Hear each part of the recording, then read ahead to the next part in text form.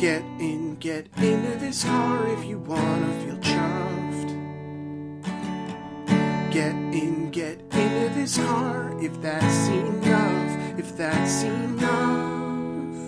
When you think 1974, you think about the American malaise era, which emerged from new high fuel prices. Well-fed personal luxury cars heaving under massive but neutered small block V8s trying to be economical with 5, 6, and 7-liter engines. But the United Kingdom had lived with shortages and rationing since the 30s. So building economical engines that were fun was nothing new. This is a 2.5-liter straight 6 engine, overhead valve, reverse flow head, twin Stromberg carburetors. Aha!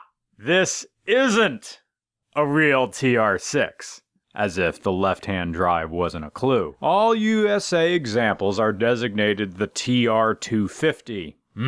Not the TR6. In the United Kingdom, the TR6 had Lucas mechanical fuel injection, which, Leyland claimed, produced 150 horsepower at the crank. But back in the United States, the Stromberg carbs only netted 105, 106 horsepower.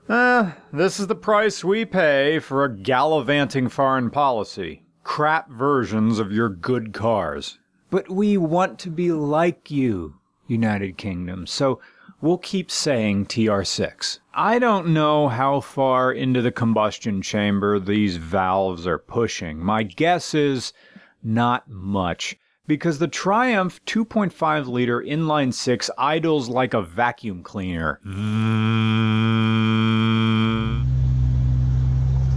That guy's turning.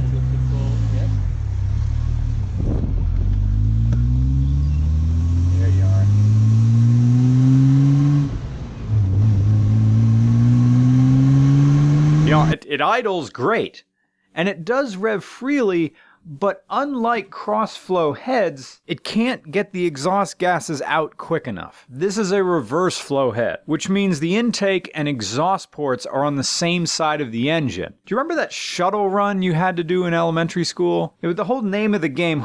It wasn't how fast you could run, it was how fast you could stop, pick up the eraser or the cone, and carry it back to the other side of the gym. So that's what the AFR is doing in here. It's running into the cylinder, being combusted, and gotta do a complete 180. No, it's not that far, it just has to go back. It counts. There's a reason we don't make reverse flow heads anymore. It may be a gas, but it still has mass. Now, all the Mopar folks, I can hear you with your slant sixes are twisting your scrotums and piercing your urethras in the classical style to make me understand that reverse flow heads aren't bad. I hear you.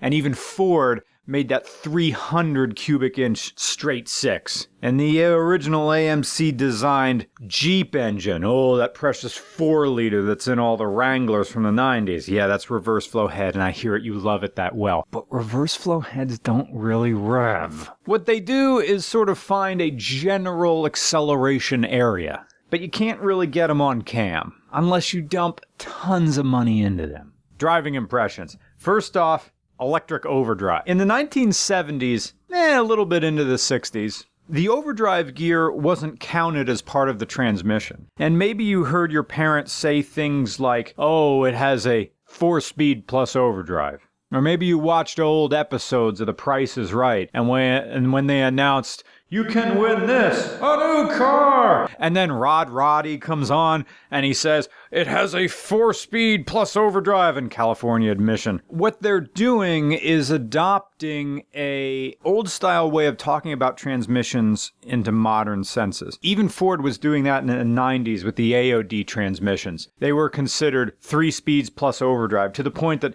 when you even looked at the lettering on the automatic shifter, it would go from low, drive, and then OD.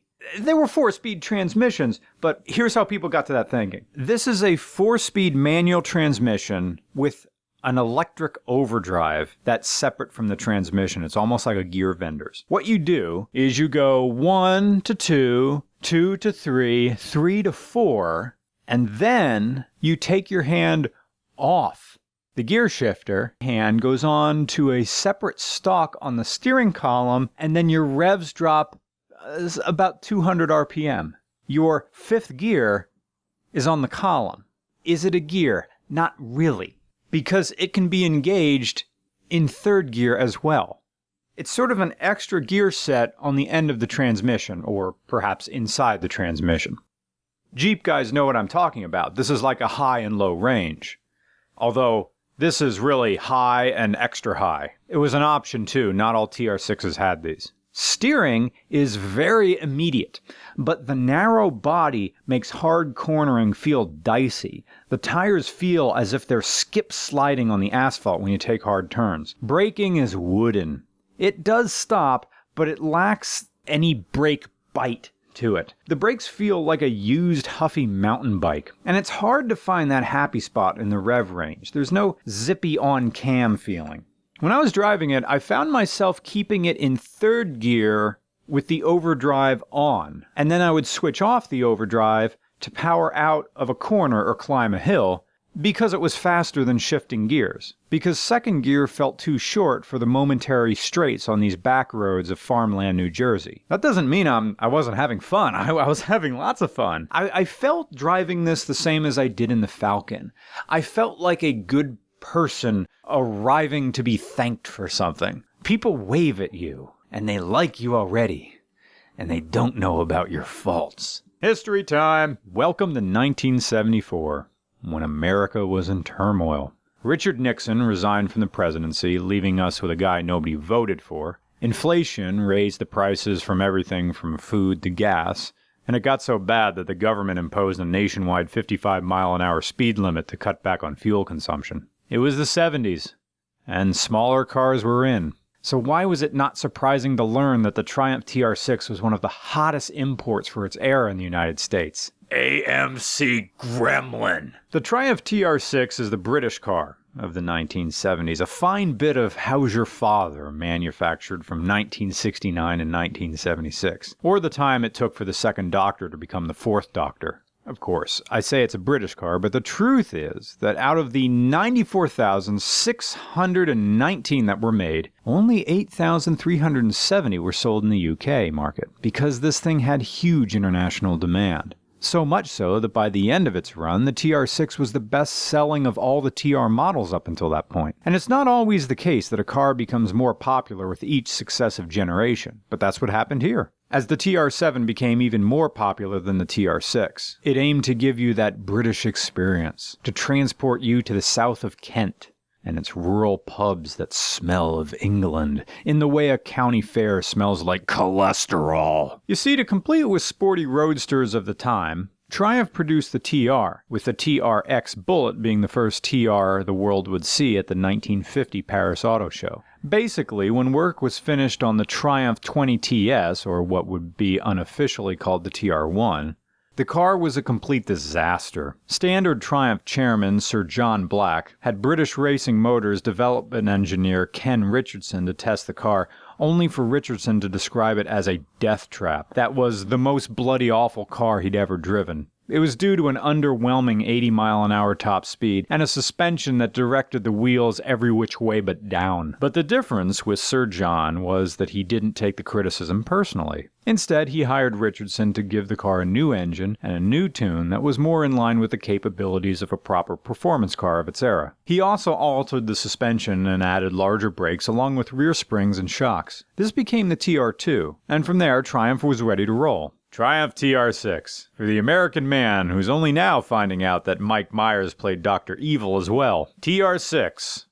for a lover of history who can only name one prime minister, the cigar guy. Triumph TR6, the official car of saying you like tea but only drinking Bigelow. By 1967, the TR line had been fully entrenched in British racing culture, but sales weren't as strong as the company had hoped, with only about 3,000 units of the TR5 rolling off the factory line before the TR6 entered production. What set the TR6 apart from earlier models was its improved handling, skittish wheels aside, and durability, along with more room than previous generations. It had enough legroom that your legs were straight as they went down to the pedals. Speaking of legs, when you drive a TR6 in America, you're gonna attract dads in shorts just like these. And they'll lean out the windows of their Chevy Trax and yell Austin Powers quotes at you. But learn to accept the compliments. Don't deflect them.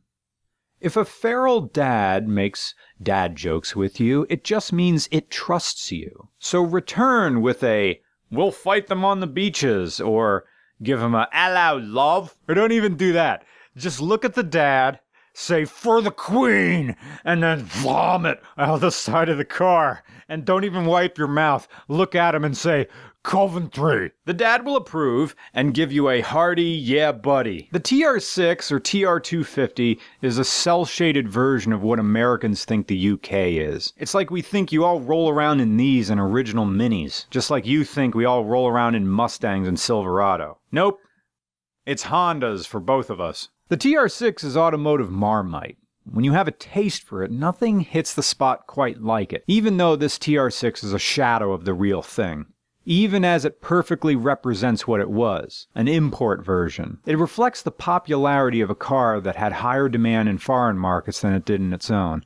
But by virtue of its import nature, it's a different driving experience. Because even though the electrical system has the mark of death on it, it was no less reliable than anything the United States was kicking out at the time. In an age like 2019, where classic cars are revered in ways they rarely have been, this is a gem. Things can be important even if they've always been there. We're all just out here trying to live our best imagined lives. And maybe living your best life means pretending the Pennsylvania Turnpike is the coastline of Cornwall.